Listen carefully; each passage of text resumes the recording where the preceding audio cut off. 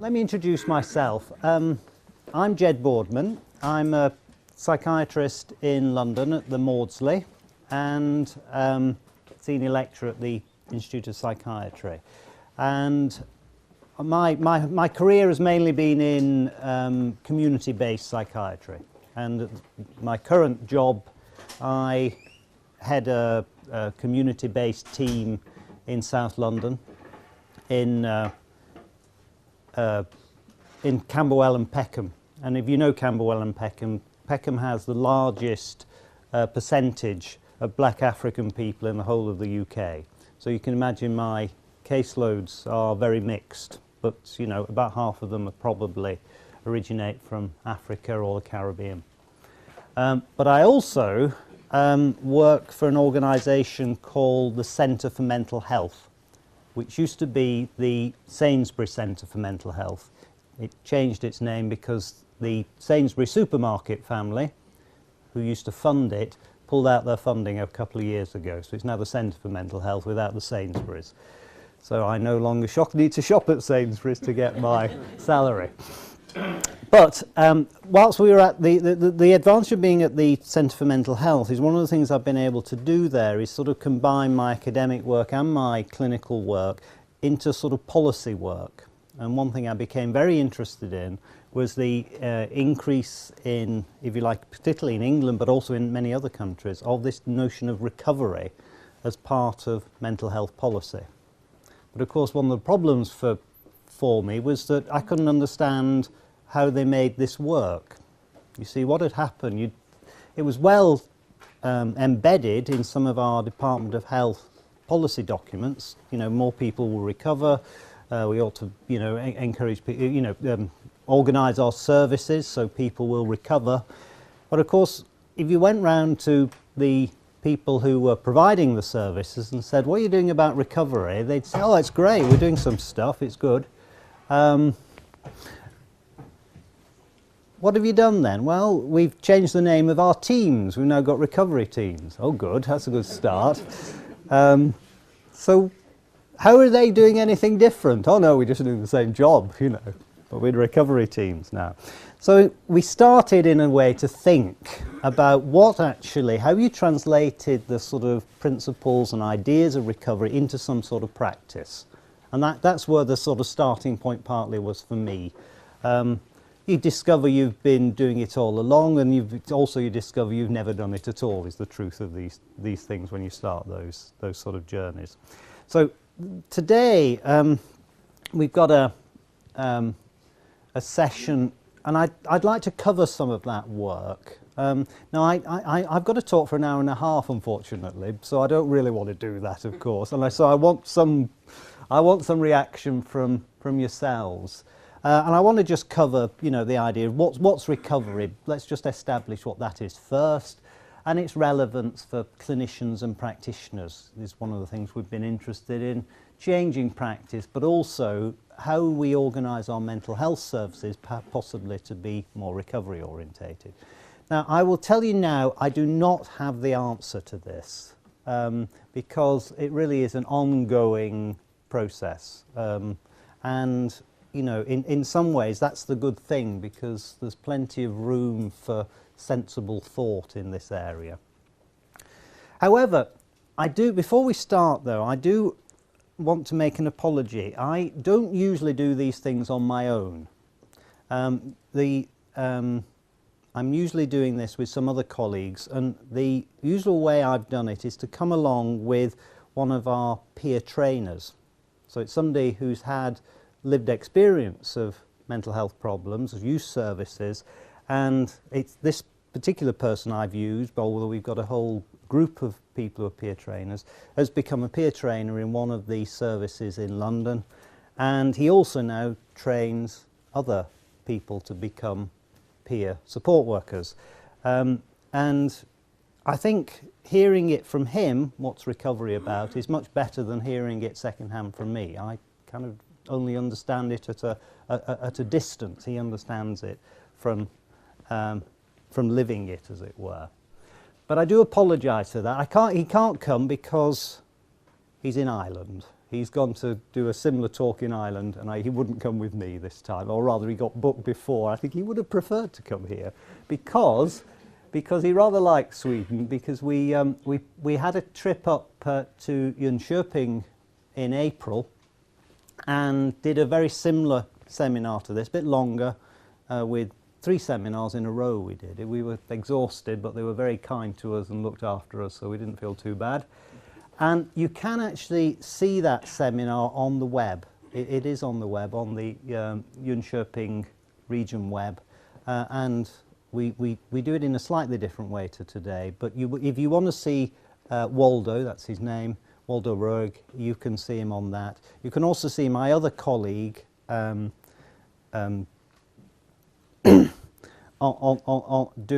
the session with us. There was 3 of us on that day.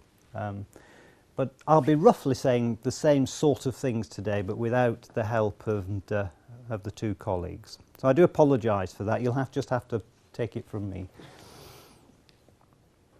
So I also just want to let you know, you'll keep seeing this IMROC logo there. This is the this stands for Implementing Recovery through Organisational Change, and this started off from the work we were doing at the Centre for Mental Health on recovery, and we came up with, through a process, we came up with a sort of 10-point plan, or what we call the 10 key challenges for mental health services that they needed to change in order to become more recovery orientated. And kindly, the Department of Health in England gave us some money to deliver a project in partnership with the Centre for Mental Health and an organisation called the NHS Confederation. The NHS Confederation is a body in England that represents all the senior managers within health services, and they have a mental health network as part of that. And they helped us a lot, because the project was about working with a series of mainly NHS mental health providers. We call them mental health trusts in England. Mental health providers, to work with them to see how we could help them in a sort of consultancy way make their services more recovery orientated. And we used our 10-point plan, which I'll tell you about later, as part of that. So that's what IMROC's about. The IMROC, that project, from the point of view of the funding, has finished. The funding ran out at the end of last year, but we're carrying it on through the support of both Centre for Mental Health and the NHS Confederation. It's just we've got to charge more in order to keep the project going, because in a way what the Department of Health did effectively was subsidise very heavily the consultancy work that we did with the mental health trusts. So can I just, what I haven't asked is who am I talking to today? Have we got a sort of mixture of clinicians, people with lived experience and so on? Yeah? Am I right? I don't know, but you know who you are. I work here in Lund in the psychiatry clinic, psychosis and daily care center. Right, excellent. And I'm a social worker. Right, so we've got a mixture of professional groups, some social workers, psychologists? No? Well, We work in Copenhagen, and we're going to start implemented recovery in the autumn. right, so we keep getting visitors from Denmark. I thought half the Denmark services had come over to see us at one stage. But you're always welcome. Okay, well that's good. At least we sort of know who we're talking to. So let's just have a quick think about what's recovery. Now this is the point where Waldo would normally come in and tell you what recovery is, but I'm afraid I'm going to have to do it. What we normally, I want to talk about really recovery as personal recovery, as different or overlapping with the idea of clinical recovery. Clinical recovery is in a sense something we've always sort of worked with. And it's really based on the idea that people will, we remove people's symptoms, in some areas we cure them, as it were, and we allow them to sort of start functioning again. And in a sense, that's a laudable and right aim. And we can define that, and that's one definition from the literature. And if I asked you, given that definition, how many people, what do you think the sort of outcome is for people with, say, who've had a diagnosis of schizophrenia? If we looked at people over, I don't know, a 10 or 20 year period who had a diagnosis of schizophrenia, how many people would be recovered over that period, do you think? So they returned, you know, they got the symptoms have decreased, they got back to some sort of decent functioning, if you like, in society. What's a rough answer? 50%. About 50%. Any other? 30%, yeah? None at all, okay. So none to 50, well, it's certainly a good range, isn't it, that? Well, I mean, if you look at studies over a longish follow-up period done in several parts of the world, you are finding rates of around 50% or more in schizophrenia. And of course, you know, that's a longish term aim, and it surprises some people, because particularly people working in services, because we often think that outcomes are much poorer than that, because of course we often see people with the poorest outcomes, of course. But of course the other thing we realise is really and truly that the outcomes in people with schizophrenia are extremely variable. You know, some people have pretty poor outcomes over a period. Many, you know, a good number will have pretty good outcomes. But what we do know is it's generally things like people who've had that diagnosis have a very variable, if you like, trajectory of their problems. It's, you know, it's a relapsing disorder quite often, and those relapses and our treatments don't always produce the results that we'd really like. Indeed, we ought to probably worry about some of our treatments for people with psychoses, given the fact that, you know, drug outcomes are not that good, and even and psychological therapy, whilst a good introduction, a very welcome one, doesn't produce the sort of outcomes we might want. So it does sort of make you think then is how people with these longer term disorders, relapsing, fluctuating disorders, might actually start to live some sort of decent life, might start to recover their life. And that's what we're really talking about with recovery or personal recovery in this sense. That definition by Bill Anthony is probably the most widely used definition. You know, it's a personal, unique process of changing one's attitudes, values, feelings, goals, skills and roles, way of living a satisfying and hopeful and contributing life, even with the limitations caused by illness. Recovery involves the development of a new meaning and purpose in one's life as one grows beyond the catastrophic effects of mental illness. So it is really about recovering your life, and I always sort of think that paraphrase, it's building a meaningful life beyond illness, is the key thing about personal recovery. And the question is, what's the professional's role in that, if any? Because in many ways, of course, that's about the professional doesn't do the recovering, it's the person themselves who experiences whatever disorder is the person who's doing that, sort of having that recovery journey. And of course, when you think about this, you can apply this sort of idea to most long-term conditions, whether they're mental health problems or physical health problems. And when it comes to in policy terms, you know, what we're talking about in this recovery movement, if you like, is actually part often of a sort of central interest of policymakers across most countries, because of course the biggest problem for many, certainly developed nations, is this idea of what you do with people who have long-term conditions. They're an expensive burden, if you like, on mental health, on health services as a whole. So we've got those two terms, clinical recovery, personal recovery. They're obviously linked You know, because one thing about achieving some sort of personal recovery is achieving some sort of state of decent health. People want that, not surprisingly, we all want that. But of course it goes beyond just health as to being a sort of acceptance of you, a sense of meaning, sense of identity, and so on, despite or in spite of your... I always think they're a bit like that, if you're not careful, these two sort of meanings. Which way, you know, which way do we turn with them? So, we've got the key ideas here. We've got personal recovery, clinical recovery, but clearly recovery as we're thinking about it here, as personal recovery, is a process. It's not something you achieve, you know, you're not ill one day, as it were, and better the next.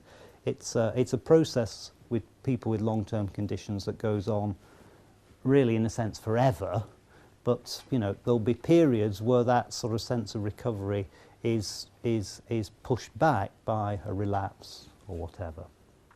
I also want to point out though, and I think this is clearly important, this is very helpful for our ways of thinking about services, but so is the fact that, you know, recovery has been also a sort of civil rights movement, you know, probably originating around the 1970s really in the States, and it was about people with psychoses saying, well, not only do we want services to treat us differently and think of us differently, it's also about, you know, what's our position in society, how does society treat us, as it were. And so it inevitably is about those aspects of related to stigma, you know, ignorance and discrimination. And of course that makes it a sort of notion about civil justice, about social inclusion, and those aspects, which we mustn't forget about. Now, one of the things that I think it's been very important to think about is where the ideas of recovery come from. Well, of course they don't come from us as clinicians. We've often thought in terms of clinical recovery, but these ideas that emerge about personal recovery really come from people who've had lived experience of mental health problems. And if you take their stories of their recovery journeys, you'll see there's really sort of, you know, they're all unique, we have to acknowledge that, but of course you can also find some commonalities between them. And the three things that seem to come out time and time again are this notion of achieving, sort of attaining some sense of hope, attaining some sense of control. I often refer to it as agency, but it's better sometimes referred to as control, and also being offered and taking up opportunities for change.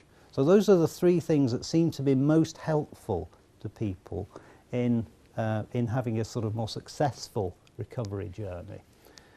Now, that sort of boiling it down to those three elements, of course, comes from searching through the literature, and that's just a sort of very recent literature search on recovery to look at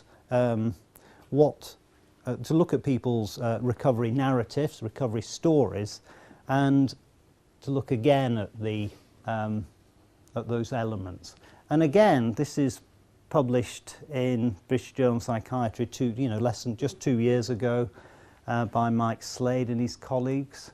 And again, they've put it down to 5 elements, and they called it CHIME.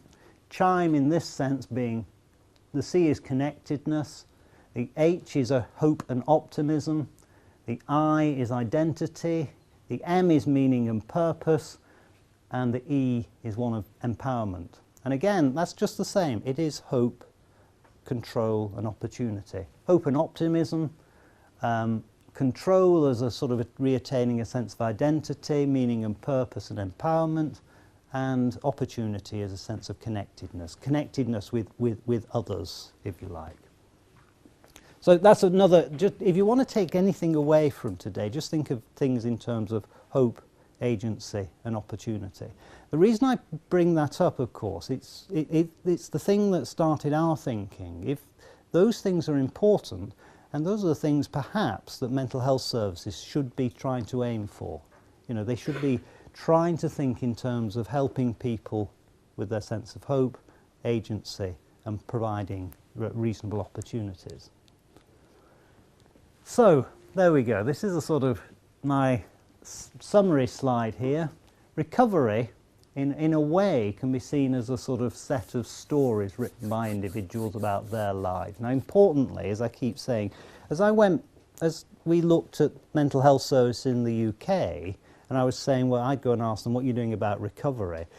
The sort of quick answer was that they would, they'd say, well, we're doing recovery now, which is why I thought it was absurd, because, of course, it's not services that do recovery, it's not clinicians, but individuals themselves. So it is absurd, but it isn't, though. Recovery is not a new method of treatment. We as professionals, people working in services, can't make people recover. But what we can do is, of course, help those recovery journeys, facilitate them in some way. Of course, we can do the opposite, as I think perhaps the history of mental health services has shown us, that we can actually impair or slow down those recovery journeys. And what we should be interested in, really, in the sense of being professionals, is what recovery-orientated practice and services would look like and what that would mean. And I guess we've looked at sort of changes in the way we practice, the way the services, the types of services that are delivered, but also the culture of those services, which is probably, I think, the most difficult thing to change. So that's what we want to talk about today, I guess. And that's just my... in some ways, it's a very irritating term, recovery, because, of course, it sort of means different things to different people. And I guess those are my sort of, at least in terms of how we're talking today, those are sort of my 5 main current uses of it. It is a sort of part of what you might call a natural healing process. And it's something, therefore, to do with, resilience, I guess, and that sense of stuff. We talk about clinical recovery and personal recovery. Remember the idea of a recovery movement, but what we're interested in today is sort of how we make things more recovery orientated. So that's the end of my first bit. That was Waldo, but he'd have done it a lot better, I'm afraid. So what's people's, in a sense, I think now, what's people's reaction to that? What's people's initial thoughts or questions on what we've just said? I mean, does it make sense? Am I talking nonsense? After all, I'm a psychiatrist. Maybe. What does, or, given that, what does it mean to you, wherever you're coming from, towards this topic? Well, it's the same approach we have taken in Denmark after visiting. And we have also bestowed hope, control, and opportunity to keywords to Okay. make the staff easier remember what the key points is. So that's great. So you're actually starting to think about this and move on it in Denmark, which is good. Yes, on one hand to do something to the culture, sort of kick off. Is the capital region. We got money for educating 5,000 people, staff, in a kick-off day. Right. And then we are trying to do something to the leaders to make them help changing the culture. And there are also some projects like IMR and IPS and Yes. changing the services. So Good. we do many things. Right. Excellent. Excellent. It takes time, though, I think, is the thing. Anybody else? Do you think it's necessary? Sorry, somebody in the back there. I think it's interesting because you are approaching the patient's own experiences, and because the patient is the main person recovery and seeing the resources that the patient actually can own his or her own healing process. I think that's interesting and Yeah. very good. Okay. Yeah. Good. So you're saying it's about recovery as a sort of personal journey, but people having ownership of that, which I guess is what we mean partly by control. Yeah. Yeah. Good. Anybody else? I think it's a question of structure as well, where everybody has to realize their roles in the process. So for instance, a person who is not directly close to the patient shouldn't kind of decide what to do. And the organization must support this process in a way that might not be the case today, where we're not really collaborating on these grounds. Right. So for you, a big part of this is about the way people work together, And collaboration, and how what the organisation you work in actually supports that. Yes. Yes, I think that's what that's very central to it. I also think it's a matter of how we define opportunities, creating opportunities for the patient and creating hope for the patient. I mean, it's very important that we understand that we have to ask the question to the patient. Ask the patient, what are your hopes? What kind of hopes are you carrying? What kind of opportunity are you asking for when you want to create recovery or initiate the recovery process? Sure. Yes. Yes. So that's something. I mean, I suppose that's partly about choice, isn't it? Yeah. And how you support those decision making about the things you choose to do, but also defining things together, as it were.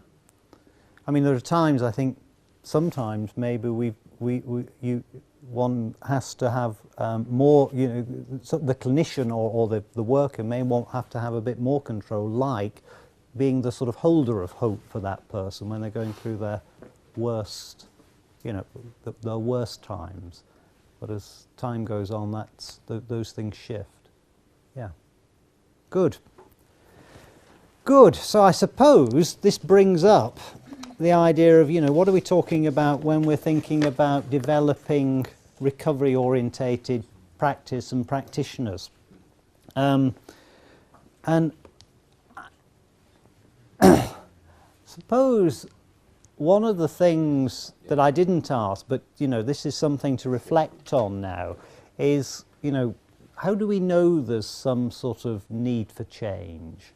After all, in many ways, when I go around talking to people, and our group does, one of the reactions, and this is not just the reaction to what we say, but what's gone on over time, is that, well, we're doing this already, aren't we? People will say, well, we're doing those things that you say. I mean, what have we been, if we're not sort of some sort of decent clinician or practitioner, if we don't have decent sort of the right feelings about our job, the moral, the ethics and so on, then what we're doing in this? Of course we've been doing it. And I guess that's partly true. It's, people haven't been, clinicians and practitioners are sort of not ogres. They're feeling people and so on, and they have actually been doing many of these things. But of course, we also acknowledge that there are many frustrations to this as well. We may want to practice in this way, but we end up practicing in quite a different way because of other restrictions. And I often wonder, I don't know if you heard, we had not in our mental health services for a change, but in our physical health services in a place called South Staffordshire, we had a bit of a scandal recently, whereby people were not being treated well, particularly around anything associated with the A&E department. And they noticed this because people's death rates in the hospital in that part of the country went up. And actually there was a big inquiry into this, and of course what was happening is people were not treating people with dignity, with feeling, with compassion and so on. And you got a series of really rather poor practices. And there were some quite horrible stories came out of that. And it is interesting, of course, that you can get a whole bunch of people, nurses, doctors and so on, who can come into a profession for the best of all intentions and believing they do that, but how funny we can shift away rather easily from the sort of usual compassionate feeling goals that clinicians may want to attain. It's very hard in a sense to wonder what kindness is. Big part of what perhaps clinicians do, but actually quite often we find ourselves not being terribly kind to people. And I guess this is, this must be part of recovery, because what recovery is partly about is sort of, getting rid of those barriers, if you like, between us and them, whoever the us is and whoever the them is actually in that. But of course, one way of knowing whether there's a sort of need for change and development is to listen in a way to the experience of people with mental health problems who've experienced services perhaps. And of course this sort of whole recovery movement, I suppose, is an international one. And really it's about how we can, at one level, it's about how we can work and practice in a way to sort of put people at the put people who use services at the very centre of what we're about. I think that's part of it from the clinician's point of view. So it can be a helpful process, but of course it, for some people, as Ron Coleman has said, it's a sort of alien concept, and it's not often what people experience when they come and use mental health services. If we look at, now I'm going to talk mainly about the experience in England and Britain. I don't know about the experience in Sweden and Denmark, but my guess is, that there will be some parallels and similarities. This is a sort of survey, an inquiry done by Mind, which is a mental health charity. They're one of the leading mental health charities in Great Britain, and particularly in England. And when they looked at sort of acute services, they found lots of good examples of good work in that, lots of dedication of staff and some excellent care. But they also, just as often, found some people's experiences were very poor of services. And it doesn't make good reading some of those details of when services don't act well. And of course, we're still finding those aspects of services up and down the country, particularly in acute care, and inpatient care is not too hot in England, I don't think, that people experience as poor. But the good thing is they also experience some of it as very good. This is a very recent report from a thing called the Schizophrenia Commission, which again was commissioned by the mental health charities. And one of my colleagues, a sort of well-known professor of psychiatry, was chaired that. And they again found, when it comes to treating people with schizophrenia, that, they found what they quoted from the study was a broken, demoralised system that doesn't deliver the quality of treatment that's needed for people to recover. So again, not good news for people who've got psychoses. But of course, interestingly, what their recommendations are very similar. The recommendation of the first inquiry was that what people overwhelmingly want is to treat in a warm, caring, respectful way, irrespective of the circumstances in which they come to contact with the services. Our aim is for the acute mental health service that promotes recovery. So, there's a sort of way in which recovery is now is associated with providing those better environments for care to occur. And in the other report on people with psychosis, they talked about greater partnership and shared decision making with service users, valuing their experiences and making their preference is central to recovery-focused approach adopted by all services. So we're still, you know, now, despite this being in policy, still finding poor aspects of services, but still, you know, national bodies are saying we ought to have a more recovery-orientated service. And funnily enough, over the years, I think that at least there's been broad agreement across a whole lot of groups, from policy to professional views, people who use services, and also, if you like, coalitions of various groups who come together and say, look, you know, recovery as an approach, a recovery-orientated approach, is the way we should be heading. You know, if you look across the world, recovery is in national policy, directly within national policy documents in a whole range of countries, New Zealand, over in Great Britain, Australia, USA, Ireland, Canada, and even Qatar in the Gulf wants a recovery-orientated services. They've got a lot of money to pay for it, I believe, too. Not that money will buy it, essentially, but I think you need a bit more than that. And those were our, back over 10 years ago, our own government was saying in England, historically, you know, people with mental illnesses were not expected to recover.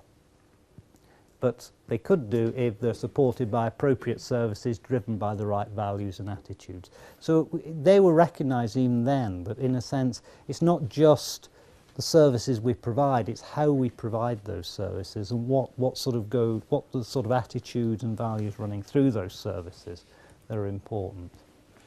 And Louis Appleby is a colleague of mine, psychiatrist who was National Director for Mental Health in the UK, and that's a quote from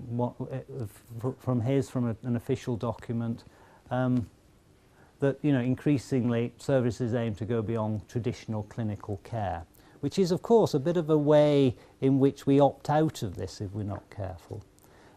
It's very easy for some of my colleagues to say, well, it's not our job to find service users jobs and to sort of get them a decent place to live. But it actually is the whole idea of mental health services, especially if you conceive of those mental health services as more broad than just, if you like, health or medical services.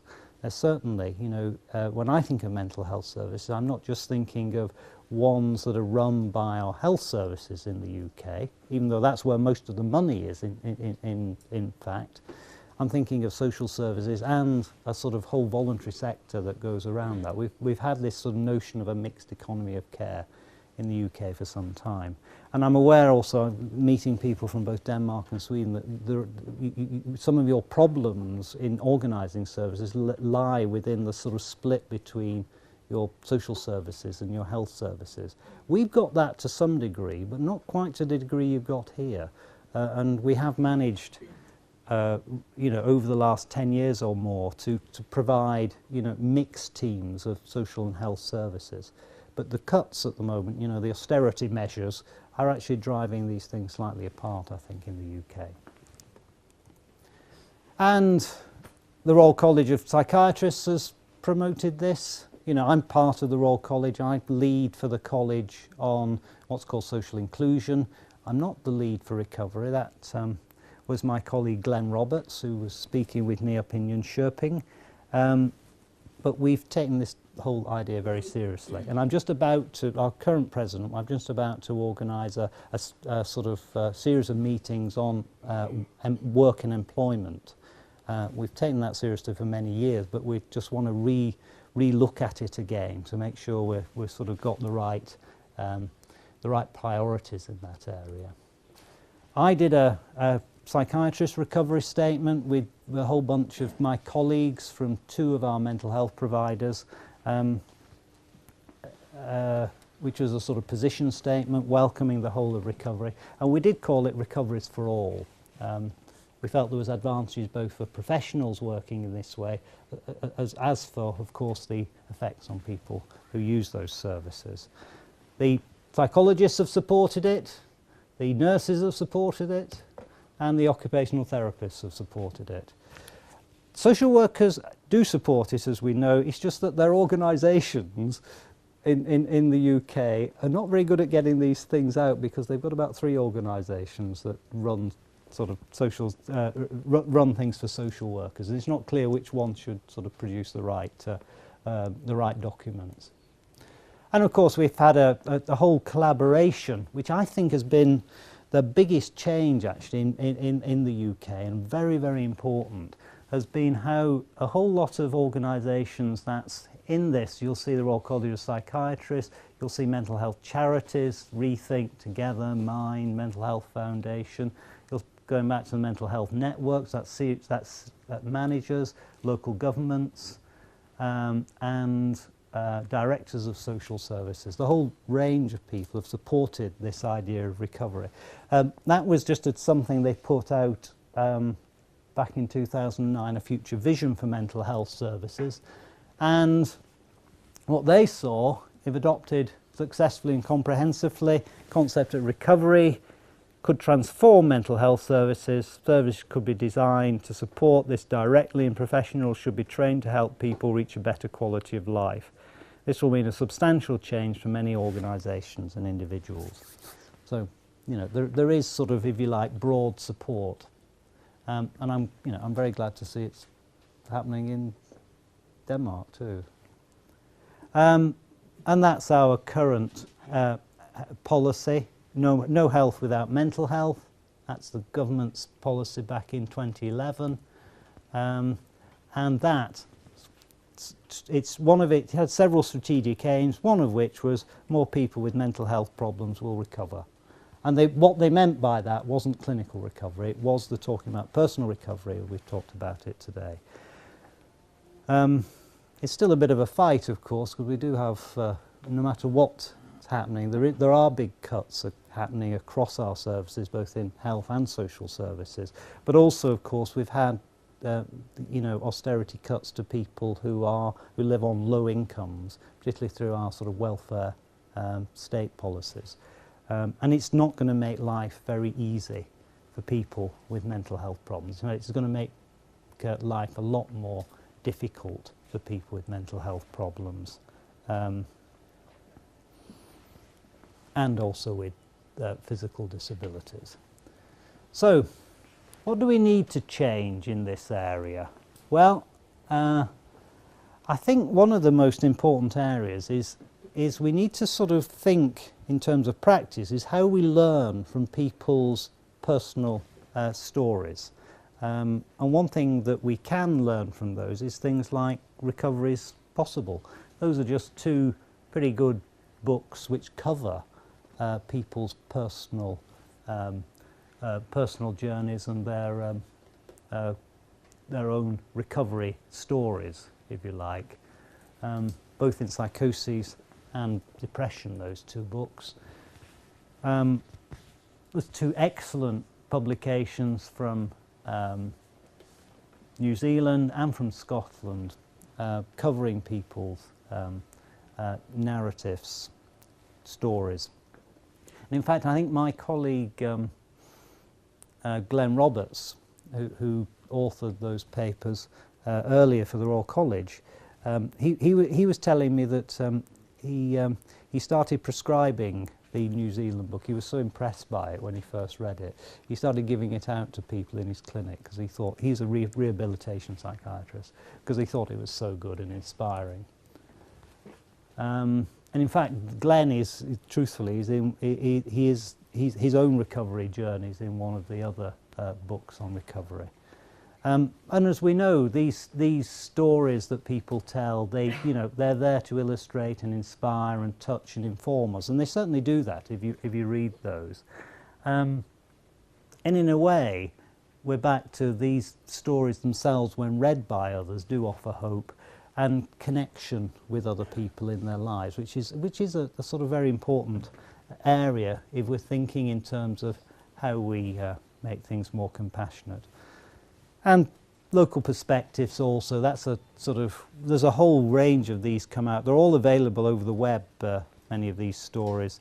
This one is just from a group down in Devon in the southwest of England, which has done its own stories, but we've had the same, those organisations I told you about who worked in the IMROC project, many of them, one of the things that they did do with many of the service users was to start compiling and helping them compile books or publications on their own journeys, so for local use usually.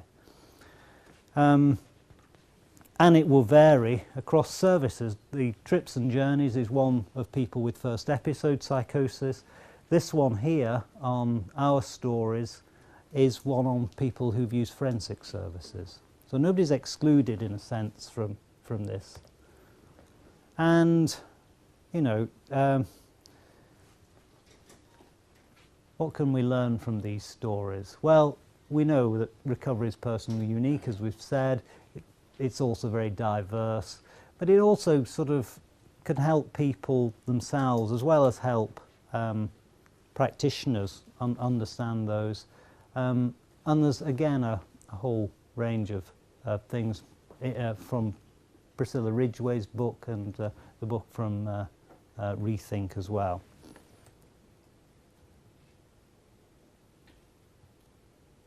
When if we just come back to a bit more research, I guess, if you look at back to our thematic analysis of documents, of writings, you'll find across, if you look across the world, and this is Mike Slade's group again, published in Psychiatric Services, you'll find there's been about 4 ways that that seem important in helping change services and change practices.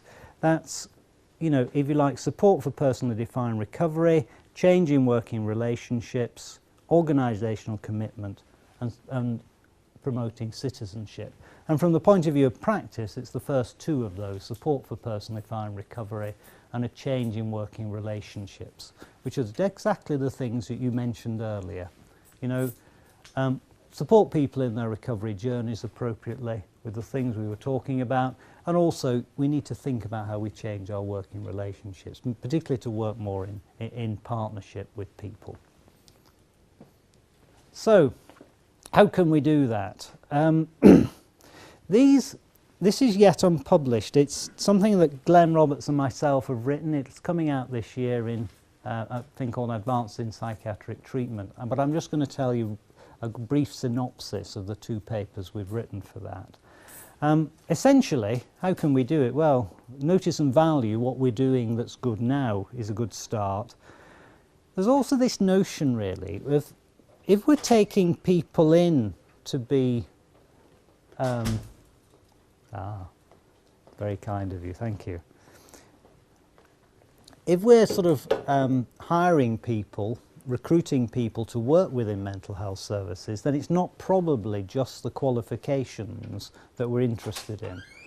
You know, I've got a lot of bright colleagues work with me over at the Maudsley on our training scheme, but I do ask myself about some of them, whether they really do have the qualities to be a decent psychiatrist. Some of them I think should definitely not be. Others, you know, I wish I was as good as they are, because, you know, we recognise there are many different abilities out there, but we do want to try and make sure we use people with the best of those abilities within our services. Those, you know, those abilities to listen, to communicate, to be compassionate and so on, as well as their intellectual abilities. There's the notion of, you know, these things should be, we need training of this for professionals, right, I think, from the start of their undergraduate work up to their sort of postgraduate and continuing medical education work. And so it does need to be put into professional training. And we've, one of the things that came out of these papers was that they're just reviewing training in the UK for psychiatrists. And so we put in a sort of bid, if you like, for recovery and these approaches to be very central to that training. It is to some degree there already, but it needs a lot more doing about it. We also need to think about our supervision and also how we evaluate people as they progress throughout their training. that in a sense, why isn't it part of my annual review to ask me, how I'm getting on as a recovery-orientated practitioner? Maybe it should be. Maybe it also clearly needs to be part of people's supervision. And supervision is really important because, of course, if you are teaching and training people, often outside the work context, then how do you bring that back into the work context? You do that by supporting it through your line managers, by your supervisors and so on. So that is continually, if you like, reinforced. Because if you don't do that, we recognise that training can be quite valueless if it's not supported when you've had that training. And maybe we need to reward people appropriately as well. I don't mean just monetary rewards. I do mean the sort of, the other rewards that say you're doing a jolly good job, if you like. So, what might a recovery-orientated practice thing look like? A curriculum?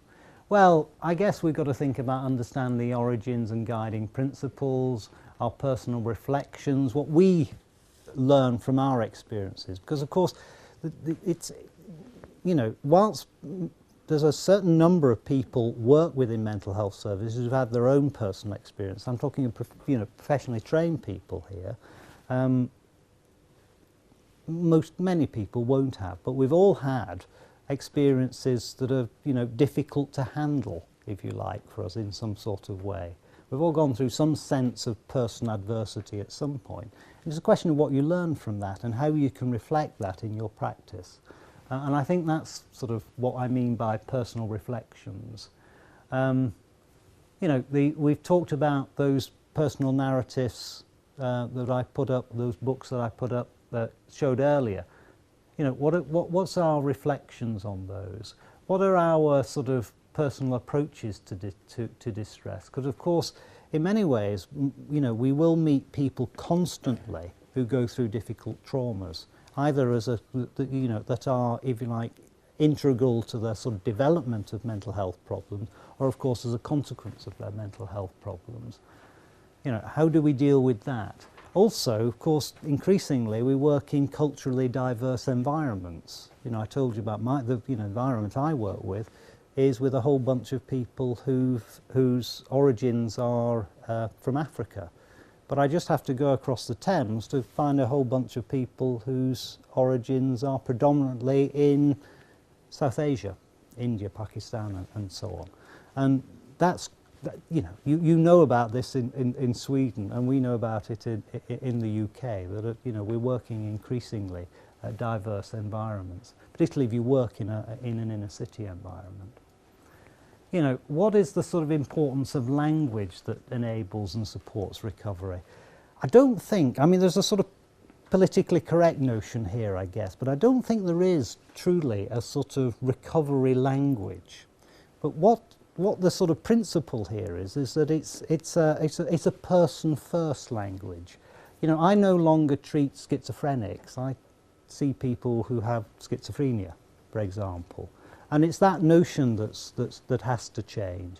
And you can see it even, not that long ago. I had a PhD student who was doing some really nice work on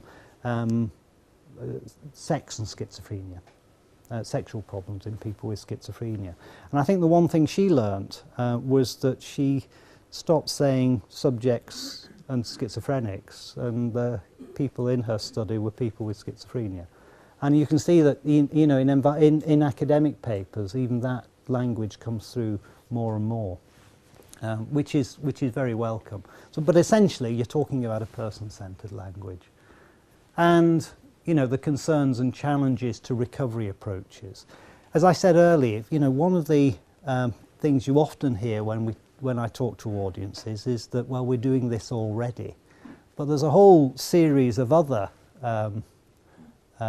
not on that one. There's a whole series of other objections, if you like, barriers that are put up to a recovery-orientated approach. And there's a very nice paper that covers those, and we covered it in one of our Centre for Mental Health publications on recovery as well, so you can read about those. So, what about the sort of general skills for practitioners?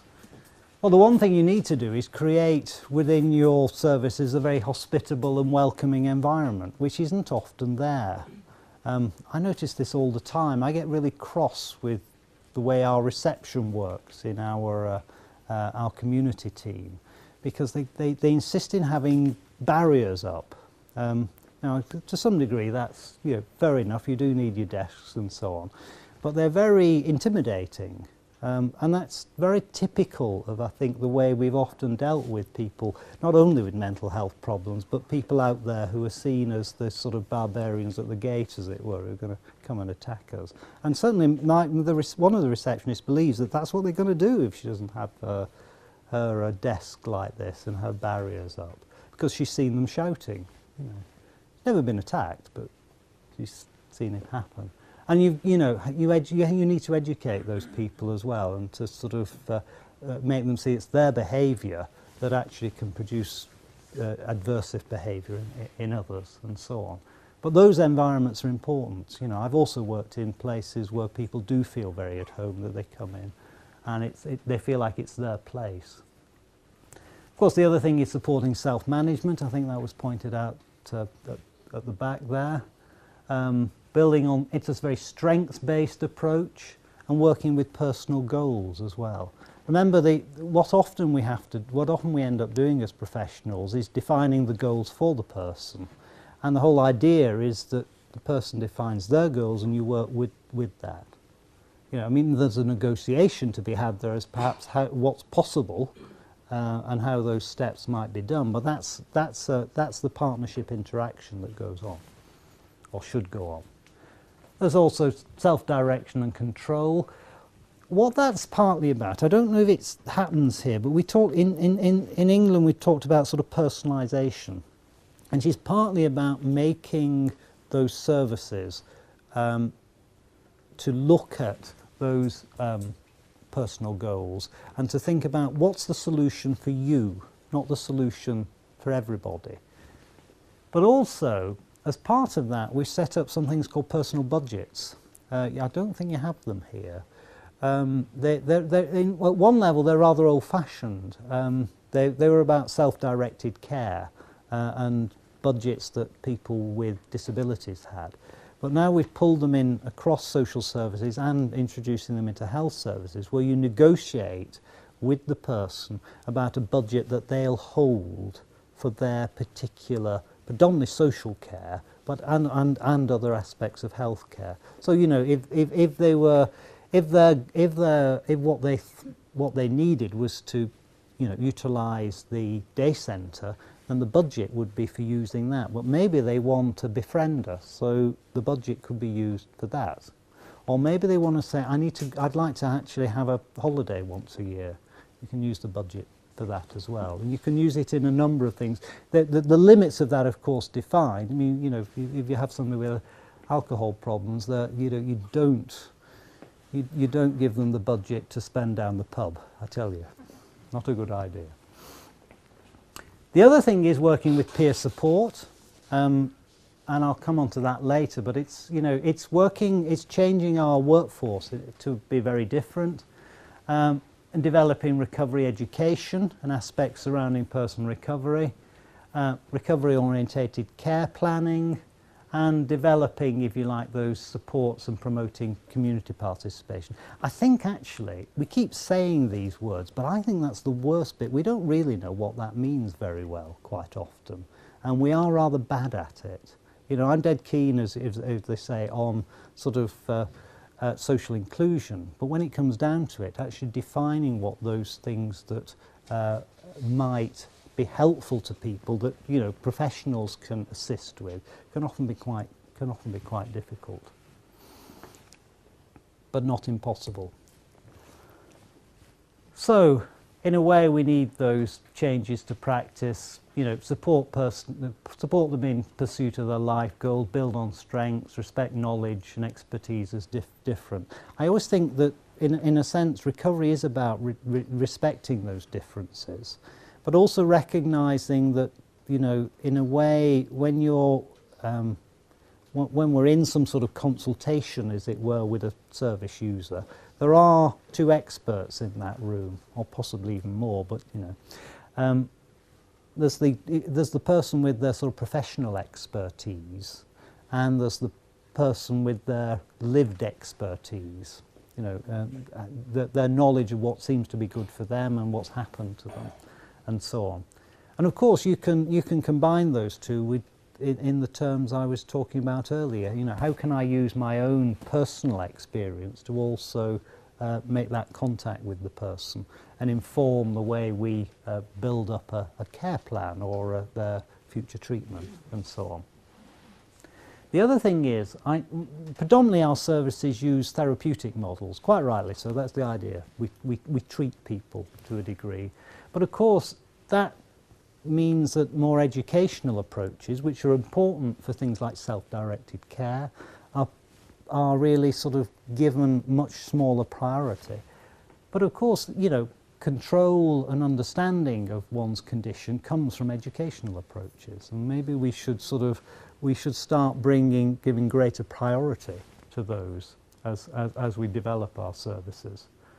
And the final one is, of course, increasing opportunities for employment, education, community integration. Now, we can do something about that. We do even have evidence-based approaches. I'm thinking of supported employment, you know, some IPS in this area. I mean, I don't know. I don't think they are. As far as I know, I know some people are using that in certainly in Sweden. But I guess you're rather like we are in the UK. We think it's some people think it's a good idea, but implementing it is very different, actually. I just written something for some German publication about this, that, you know, actually implementing is the biggest thing. The barriers are there because I think it's partly due to our attitudes towards getting people into work. And don't forget, I love these things. We had 10 key challenges, but we've got 10 top tips as well. It flows off the tongue, right, doesn't it? I'm not going to go through that list, but that actually is a list of things to just remind practitioners and clinicians the sort of things that they may well be thinking about when they see service users. And we found that a lot of people have found that very good for training and supervision. It wasn't really meant for that. It was really a sort of, we put it together as a sort of quick illustration of the sort of things we thought were useful in our interactions with service users. But I think it's possibly more useful than we thought.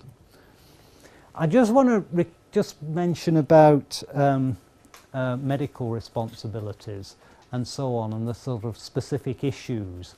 There are some things, I think, which are particular to psychiatrists and medical practitioners. Not least, you know, we've covered the first two, sort of engagement and realism. But there's also some areas that we get very hung up about. One is about people who are subject to the Mental Health Act, because, you know, how do you engage with people in a recovery-orientated way who've actually signed a piece of paper to restrict their liberties? You know, how does the forensic psychiatrist who has the people in the locked environments and the practitioners in that area, how do they engage people? Well, it's not impossible, actually. In fact, of course, in a way, in many ways, becoming off the Mental Health Act is, you know, changing from a person who is detained compulsory to somebody who is detained or in hospital because they want to be or because they've chosen to be is actually a sort of way of shifting from detaining to not detaining somebody. Risk and safety are a big consideration, and what we're recommending is to think about safety planning here. And then we've got medication management and supported decision making, thinking about the sort of outcome measurement, and I've just done some work for the government on outcome measurement, and I tell you there isn't much actually in outcome measurement in this area. But again, what's really helpful is this notion of, if you're thinking about recovery outcomes, we need to think about back to those hope, agency and opportunity as sort of three measures of that. And then we've got the whole business of continuing professional development. How do people as leaders participate in organisational change, and what actual role have we got more broadly in society? Yeah. Do we have any special program for shared decision making in the UK? Many of us are inspired by Pat Deegan from the USA. The answer is no, but I mean, we've got no programme for it, but we would see it as sort of integral to people's... Oh, sorry, yes. Sorry, the question was about shared decision making and a programme for it. And the answer is no, but it should be central. Thank you. Okay. Let's... So, I'm going to stop there for a minute. That's sort of covering the practitioner approach. And of course you can see I've also covered some of the sort of organisational change approaches there. Have we got any sort of questions and comments at this stage? I mean, how does that, I guess one question might be for the audience, is how does that feel to you? You know, does that feel like it's something you do already or something you need to aspire to do?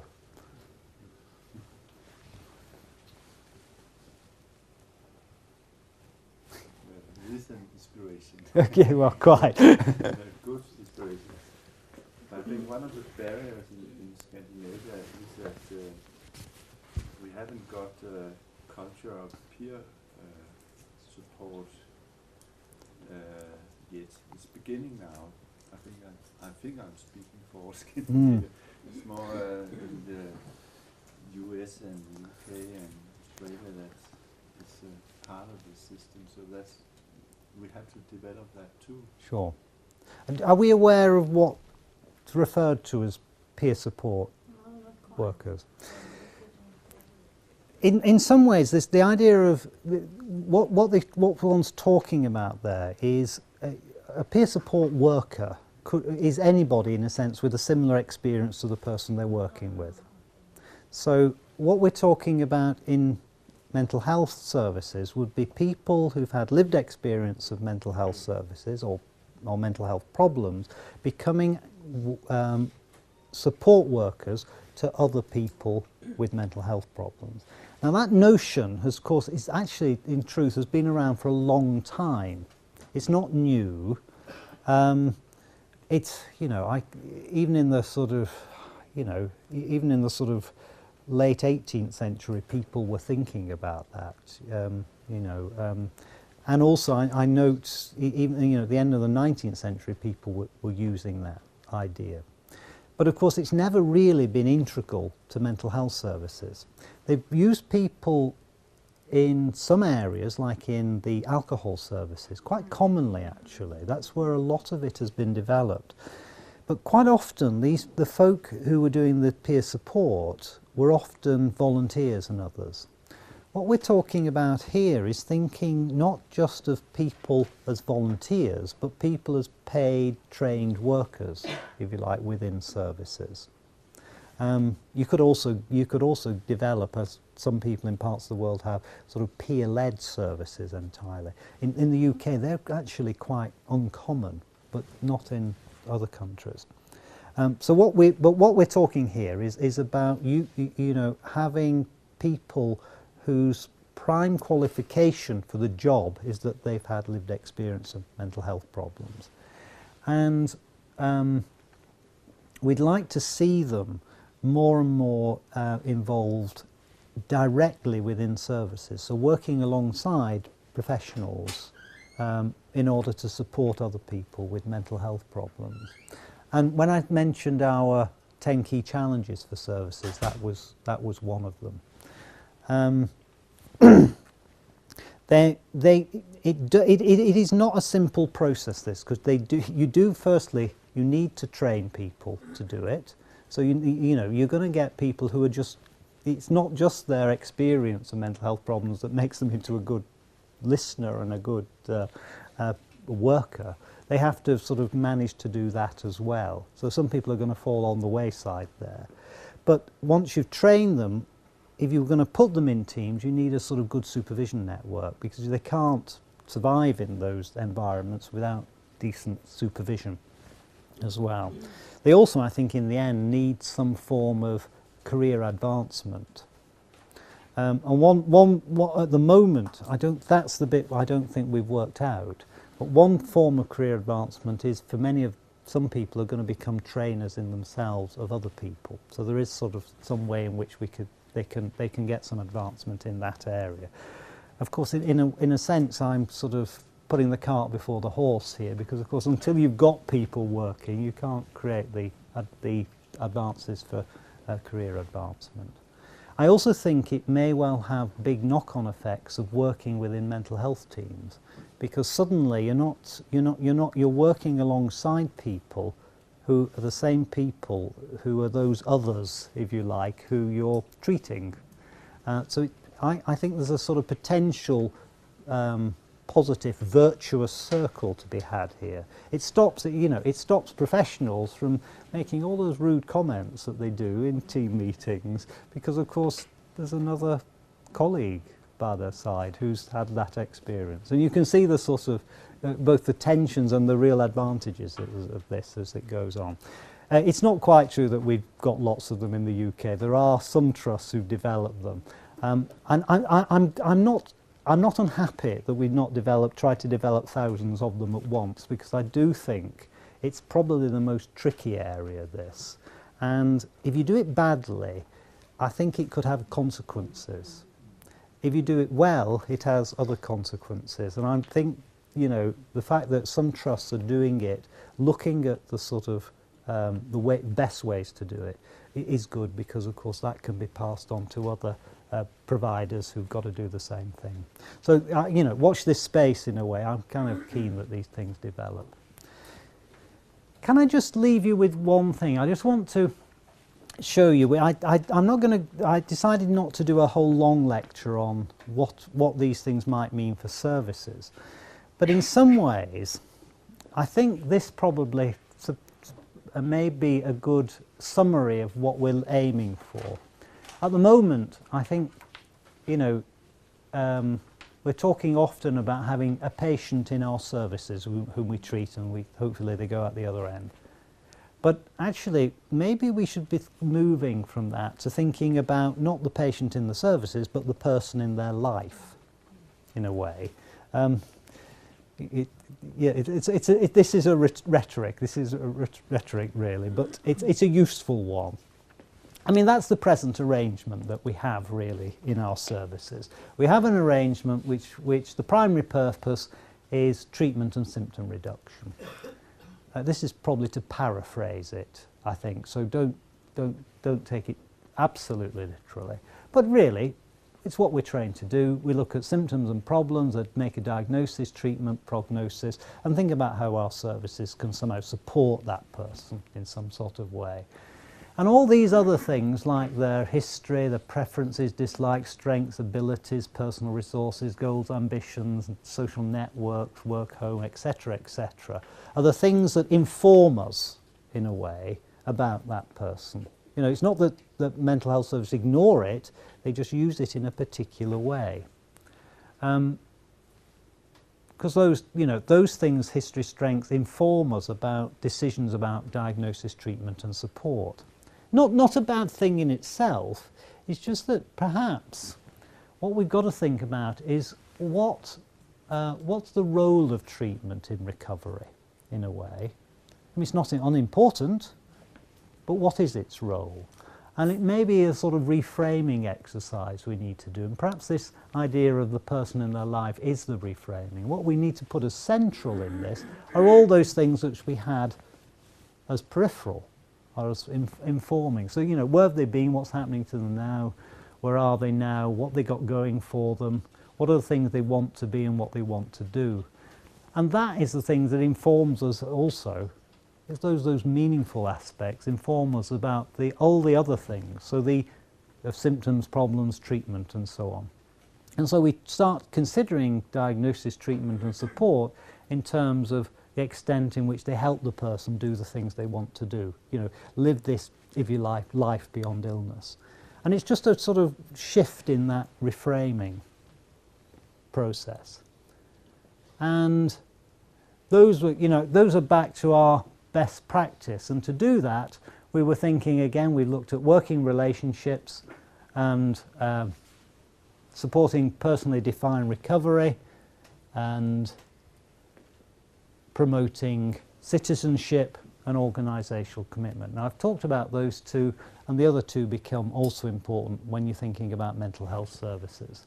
And some of those things to do with organisational commitment are the things that we looked at in our 10 key challenges. Those are the 10 key challenges we came up with, which were really about changing the nature of day-to-day interactions and the quality of that experience for people. In a way, you've got to have these recovery principles running through your organisation. And we're also thinking about giving greater priority to education, but particularly what's important here, it's not just that you sit and educate that service user, as it were, but actually it's something you do in partnership. It's something that should be, in a sense, effectively led by the service user and your training programs. And we've suggested establishing a sort of recovery education college in each of our, sort of provider organisation, each of our trusts, to support that. And that's run jointly with service users and professionals, and the courses are delivered in the same sort of way, both for service users and professionals. You can do your, if you like, your courses for service users in that, but also you can do the same courses for professionals as well, or actually, of course, for them jointly. Okay, I've got 2 more minutes. That's great. Thank you. Wonderful. We're also getting, if you like, creating the culture, organisational commitment. And that, of course, means that you need leadership from the top of those organisations, but also there's a bottom-up process to be seen here. And that comes from really improving the participation of service users within the decisions that those organisations make in some sort of way. So it's less of a passive process, more of an active one. And in fact, when we looked at our trusts we worked with, the ones that were doing best were always the ones that had good leadership at the top, that they wanted to push recovery values through the organisation, but they'd also already established some decent relationships with service users in terms of their participation. We've got personalisation and choice, which I talked about. Transforming the workforce essentially is changing the number of peer support workers who work in it. And then we've got to make sure that, our policies are supportive of a recovery-orientated approach. And particularly important in that is risk assessment policies. Redefining service user involvement, I kind of mentioned that. Supporting staff in their recovery journey, I think this is very challenging to many staff working in services. But of course, one way of doing that is to try and pull them in through using their own experiences, either of mental health problems or of those adversities we talked about. And finally, this idea that, you need to have an organisation that looks outwards to, we can't do, in a sense, they're limited in what they can do in that area, but if they aren't liaising with non-mental health services in their sort of local environment, then they're not doing the job properly. You may need extra public health measures to do some of this, but certainly you need decent sort of government and local policies to help that. So those were our 10 key challenges. And I just want to leave you with that. I've shown this before, actually.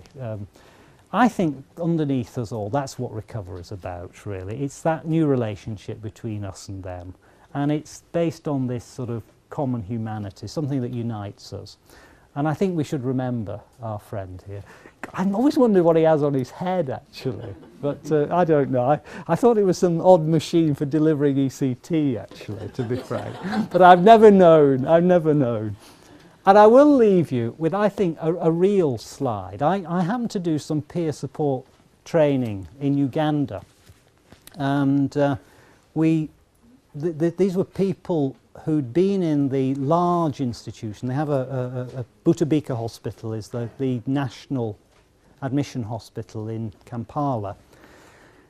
Many of these people in this photograph have been in that institution, and they've set up a thing called Heart Sounds Uganda, which is a support organisation for people who've used mental health services. It's a fantastic organisation, really. They do it on peanuts, as it were. Sorry, disturb you a bit. Yeah, don't disturb me at this point. This is really important. This is really important because it's going to take 2 minutes. In that photograph, you can obviously see who the Ugandans are. There's 3 Europeans, there's 4 Europeans in that. We did all the training. The trouble is, you don't know which of the Ugandan staff, because there are several staff members from the wards in that photograph, and which are the service users. And I think that's the one thing, well, I think I knew that before, but that was the one thing that really got reinforced to me in that photograph, that actually, you know, there are sort of less, you know, more uniting us than dividing us. It happens to be red T-shirts in that, but I'll leave you with that thought.